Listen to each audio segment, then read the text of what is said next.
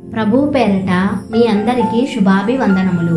ఈ రోజు మన అనుదిన వాక్య ధ్యానమైన ఎడారిలో సెలయేర్లలోని వాక్యము. చెట్టునకు మంచు ఉన్నట్లు నేనతని కుందును. హోషేయ గ్రంథము 14వ అధ్యాయము 5వ వచనము. మంచు కురవడం వల్ల ఎంత తాజాదనం! భూమిని నూతనపరచడానికి అది ప్రకృతి అందించే కానుక. మంచు రాత్రిలో కురుస్తుంది. ఇది లేకుంటే మొక్కలు ఎదుగవు. బైబిల్లో ఈ మంచుకున్న విలువకి గుర్తింపు ఉంది.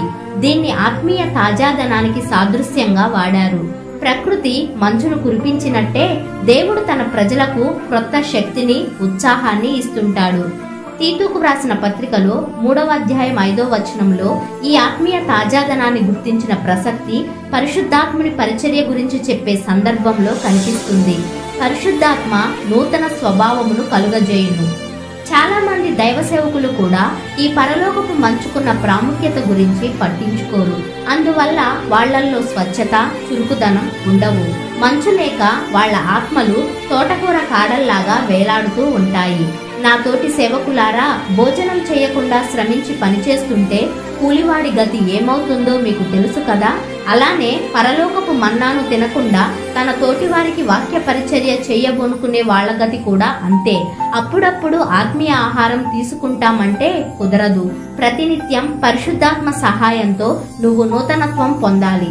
నీలో ప్రతి అణువు జీవంతో ఉట్టిపడుతూ ఉరకలేస్తున్న స్థితికి, నువ్వు నీరసించిపోయి కళ్ళు తేలేసిన స్థితికి తేడా నీకే తెలుస్తుంది గదా. నిశ్చలమైన ధ్యానం, వాక్యాన్ని వంటబట్టించుకునే శ్రద్ధ నీ మీద మంచు కురవడానికి సహాయం చేస్తాయి. రాత్రి వేళల్లో ఆకులన్నీ నిశ్చలంగా ఉన్నప్పుడు వాటి రంధ్రాలు తెరుచుకొని ఆకాశపు మంచును జుర్రుకుంటాయి. ఆత్మ సంబంధమైన మంచు దేవుని సన్నిధిలో నిర్మలమైన ధ్యానం వల్ల నీ మీద కురుస్తుంది. ఆయన సన్నిధిలో ధ్యానముద్ర వహించు. తొందరపాటు మంచుని అడ్డగిస్తుంది. నీ ఆకులన్నీ మంచులో తడిసేదాకా ఆయన సన్నిధిలో వేచి ఉండు. ఆ పైన నీ విధి నిర్వహణకు తాజాదనంతో, క్రీస్తులో చురుకుదనంతో, ఉత్సాహంతో బయలుదేరి వెళ్ళు. వేడిమి గాని గాలి గాని ఉన్నప్పుడు మంచు కురవదు. వాతావరణం చల్లారాలి, గాలి స్తంభించాలి, పరిసరాలన్నీ చల్లగా నిశ్చలంగా అయిపోతేనే గాని గాలిలోని తేమ మంచు ముత్యాలుగా మారి ఆకుల మీద, పువ్వుల మీద కురవదు. అలానే మనిషి హృదయం కూడా ఆ ప్రశాంత గంభీర ముద్ర వహించి మౌనంగా, నిశ్చలంగా ఉన్నప్పుడే పరిశుద్ధాత్మ ఆ హృదయంలోకి దిగి వస్తాడు.